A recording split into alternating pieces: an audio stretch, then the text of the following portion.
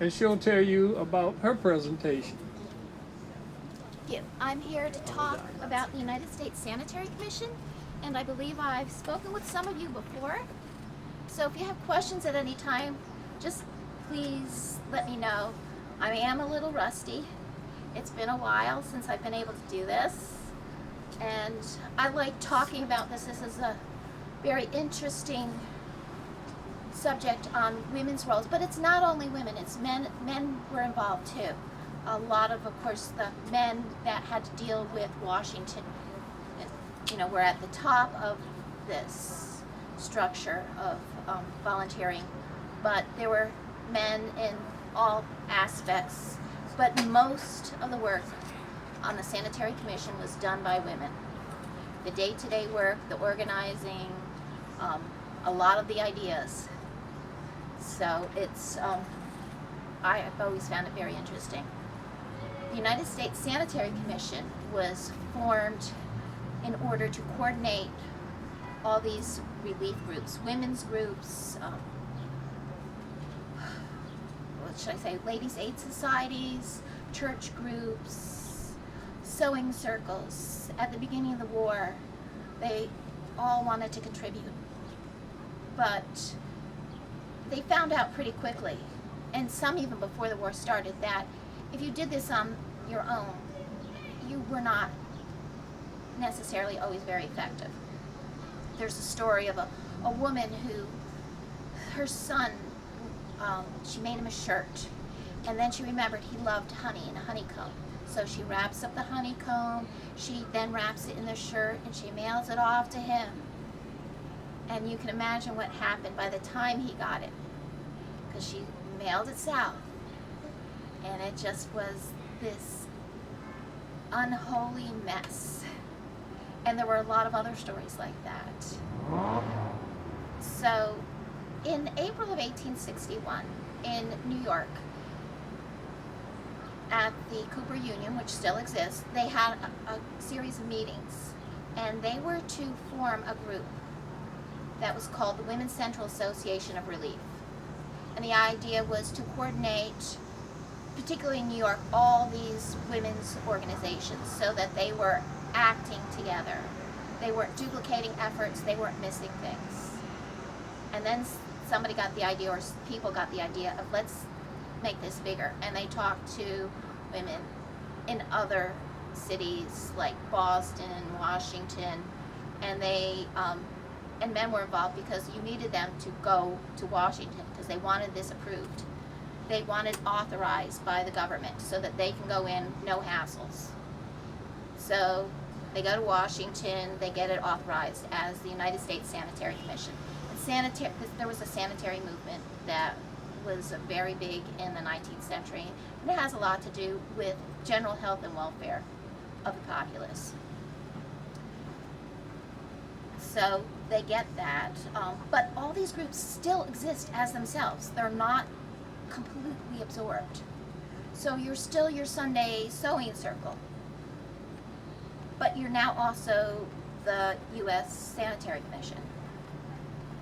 And what they do is first they need to raise money. They need to raise a lot of money because they want to build hospitals and hospital ships and train nurses and send doctors and medicine. It's just one aspect. And they come up with this idea of sanitary fairs, which is, as I said before, a church fair on steroids.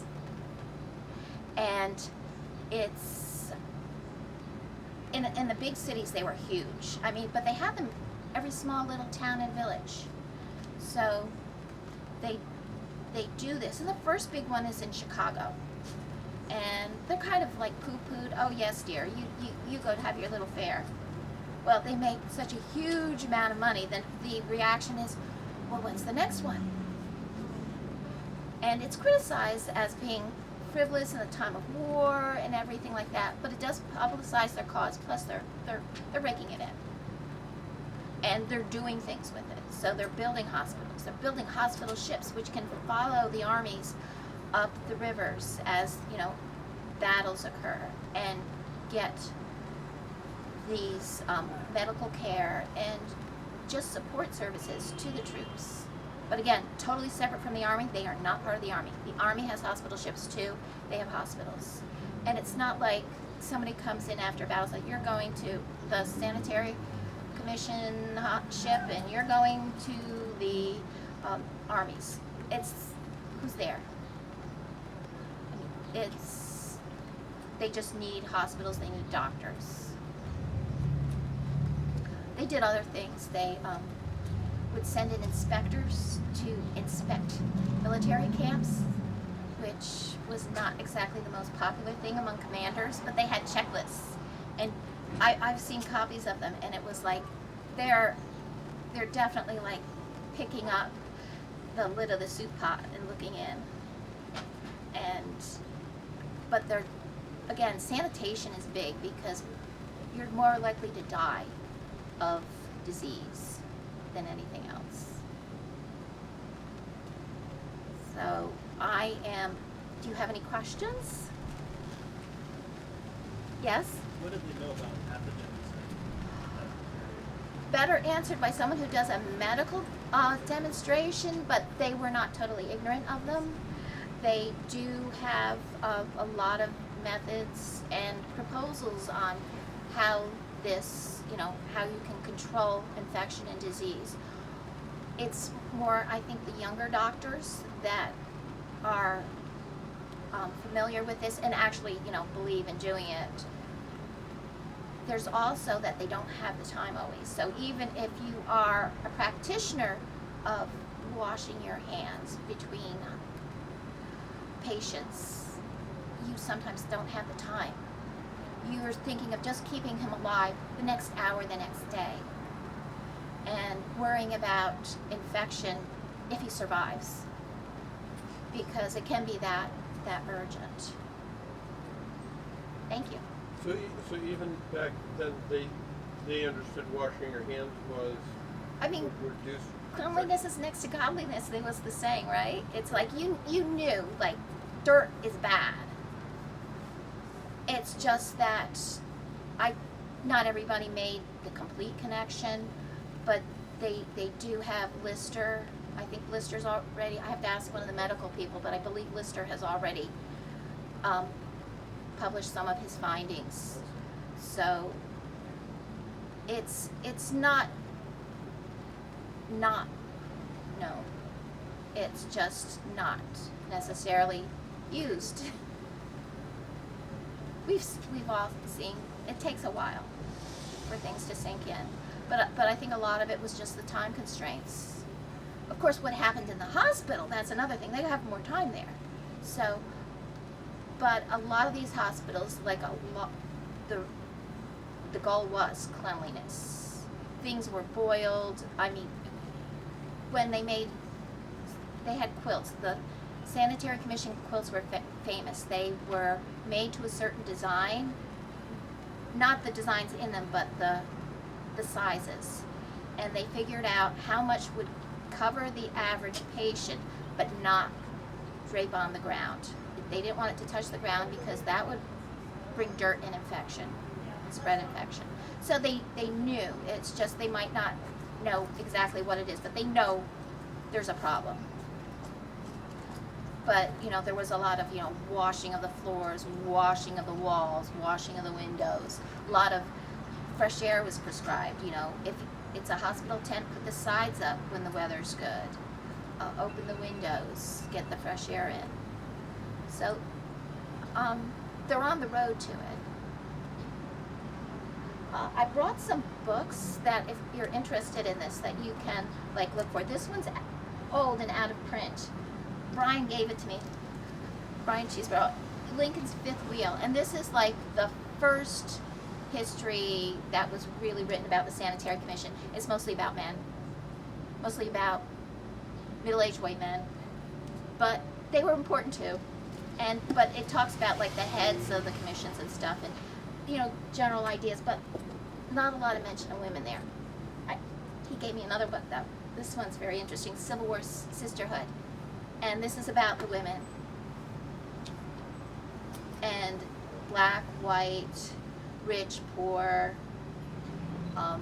married, single, And some of it, I noticed, I haven't finished reading this one, but it does start like what happened after the war. And some of them just went back to their lives, but some of them got involved in other causes. So that's a good one. And I have this one. This is was written in published in 1999, and the professor who published it, I actually found out that I know her great grandnephew. So he's here today presenting on something else.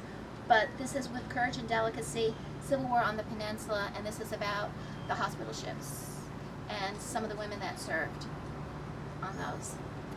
And it was taken from diaries and letters. Now, this one is again about 20 years old. This is a great book about all kinds of roles that women fulfilled in the Civil War. And it's called A Separate Battle. It's by Ina Chang, and it's for young people. But I have to tell you, and even though it's that old, it's still a really good book. So I would recommend this one too. And I have a cookbook that they had put together somewhere, was it in Maine? And it was reprinted. And a friend of mine snagged the last 2 copies and gave me one for my birthday. But it's a sanitary fair cookbook from Bangor, Maine, and it was recipes that they were going to make and of things to sell at this sanitary fair in Maine. And somebody found it back, I think in the 1970s, and mailed it to them, but with no return address. And they had it in this historical society had it in their possession for years, and then they finally just had the resources, with modern technology to reprint it affordably. So they did that. And if you ever see a copy, grab it, because if you're interested in historical cooking, besides the sanitary fair, it's really neat. And then I have this is a copy of a bulletin I bought from, we call them sutlers sometimes, or merchants. They sell goods to reenactors. But this is a copy of the Sanitary Commission Bulletin from April of 1865. I'm looking for others, but this is the only one I've ever found. I found other copies of this issue, but not other issues. But it has interesting stuff because it lists a ship that was going to Arkansas and up the Arkansas River, and just a list of the materials that this agent was escorting.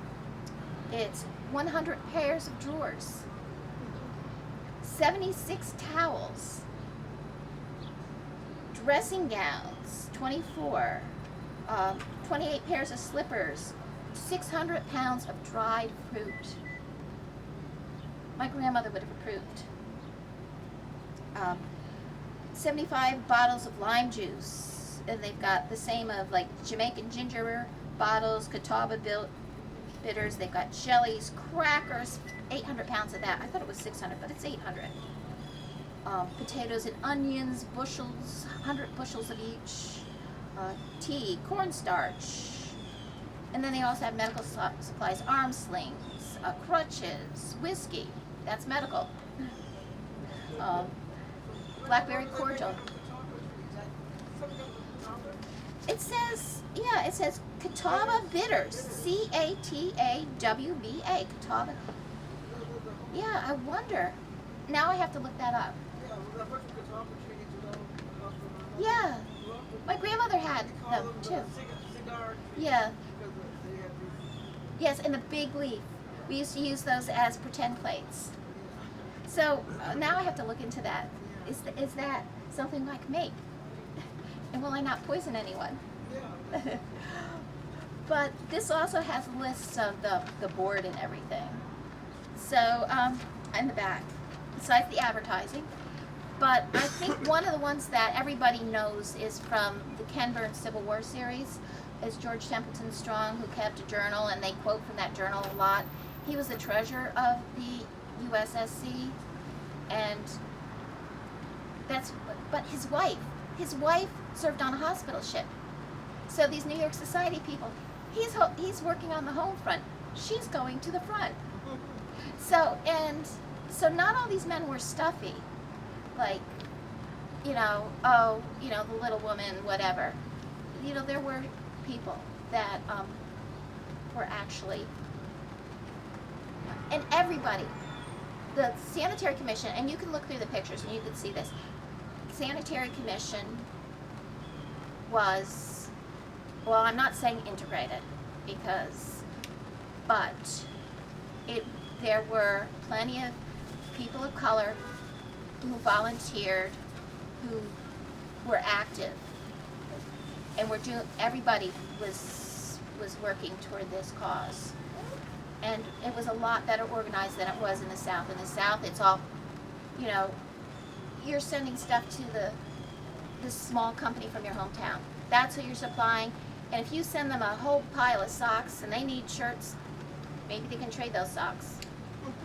But nothing like the coordinated efforts. If you needed socks, they get you socks. Well, hopefully they get you socks. But the idea was that everybody would get what they needed. So, how am I?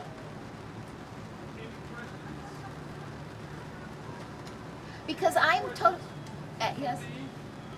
My question, there are two questions that come to my mind.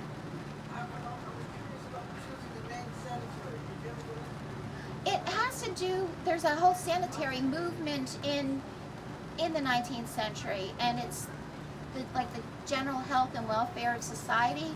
Also, later on they start cleaning up the cities. When you see pictures of like New York City in the late 19th century, and it looks like they're dirt roads, it's not dirt. It's horse manure. It's from the animals. So, that's involved. But it's not the only thing. But it's your general health and welfare, you could say.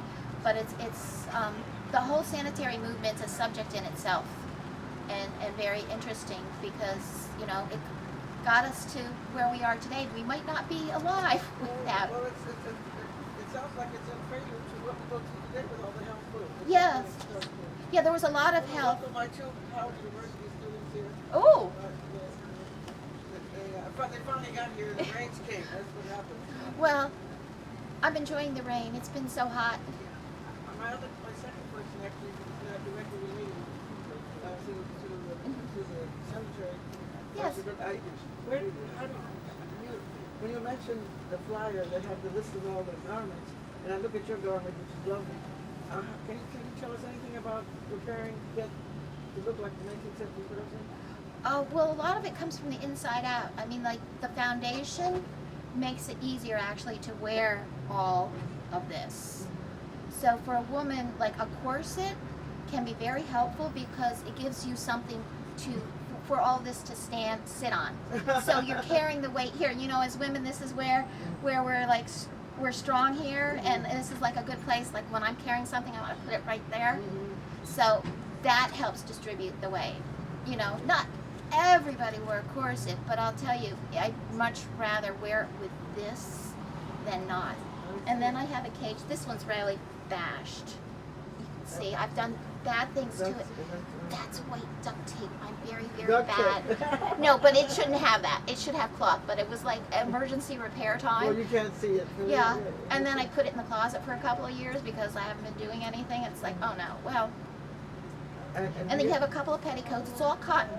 You want cotton, linen, wool, silk. You don't want synthetics next to your body because I'm hot enough right now.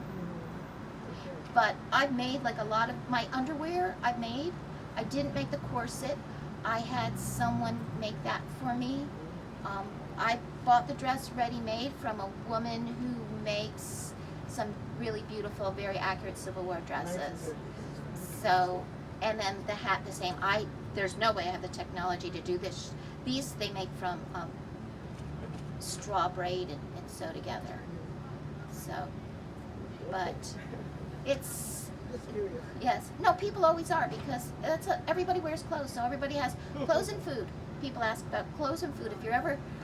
If you ever find yourself doing this, anybody, some of you I think do, you will get asked about clothes and food. Clothes and food. Because it's something we all relate to.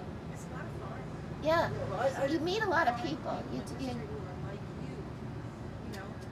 Like for instance, my husband portrayed a French engineer at the Fortress de Tours in Canada. Okay, they asked him to go out and assess the weakness of the fort, and he thought like an engineer. And he predicted the exact same spot that the engineer in the French and Indian War in the 1760s predicted as well, where they would be attacked by the British. well, and So from it's like- yeah, and you I learn really stuff. think the ancestors speak. Yeah, they're quite tradition. Yeah. I really think that we are connected in our history and our humanity by connecting with our hearts and our minds Yes. about people and how they live. You're walking in their shoes. You're as best you can. Putting yourself in their shoes. And you learn stuff. People come up to you and they tell you things like you did to me, right? Yeah. What did you tell me about the monument? Yes, and that you said, well, the Western Sanitary Commission and this lady, the first thing she did when she was freed, what did she do? Charlotte Scott, as a free woman, she would take me in laundry and continue to work as a cook for the former owners, which is fishy to work there. But when she heard about Lincoln's assassination, she said that the Lincoln should raise a monument to his memory. But she appreciated the fact that he had signed the Restoration Monument Proclamation, even though she was free before that, but she understood the importance of that. And so her first proclamation of freedom went towards that effort. And the Sanitary Commission was chosen to collect the monies from all colored peoples. So that monument in Lincoln Park represents the appreciation and efforts of colored peoples to raise the monument, which is why it is important, which is why I fight on behalf of it staying there and not being removed. It should have signage that explains its presence and importance. There will never be another monument like that paid for by free. And I didn't know all that, and I knew that because I was doing a presentation and you talked to me. And that's, I think, doing this. You really, this exchange of information. We went down to the park. We just happened to go down there one Sunday. The paper talking about it, and the reporter from ABC News came by. Sam Ford. Right? Sam Ford. And so it ended up going viral. Yeah, it's, You got on the homeless board and all that. and this is something we all can do. I mean, if there's something that appeals to you with, like for me, it's the Sanitary Commission, but there's all kinds of things that you can do. You just have to find it, and it's easy to find the information. Like the New York Times, you go to your library and you get on. They usually have a subscription to like New York Times or some of the other old newspapers, and you can go in their archives, search them, and get articles on anything you're interested in. And you see it as it was written at that time. Any more questions? Comments? Thank you very much, V. You're welcome. Thank you. Thank you. Thank you for Thank you. inviting me. Thank you.